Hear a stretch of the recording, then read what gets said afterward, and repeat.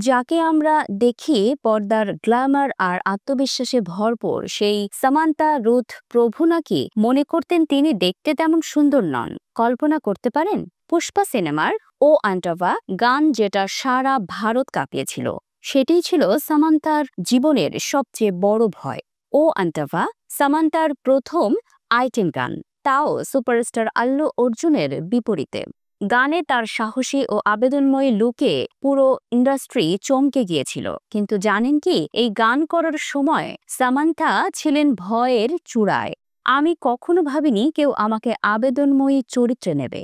শুটিংয়ের প্রথম দিন আমি সত্যিই কাঁপছিলাম। এই গান তার ক্যারিয়ারে শুধু একটি পারফরমেন্স ছিল না, ছিল নিজেকে চেনার যুদ্ধ। সামান্থা বলেন, আমি যথেষ্ট সুন্দর নই, অন্য মেয়েদের মতো আত্মবিশ্বাসী নই। এই দ্বিধা, এই ভয়, যেটা আমরা সবাই একবার না একবার অনুভব করি, সেটাকেই সামান্থা মুখোমুখি হয়েছেন কোটি দর্শকের সামনে।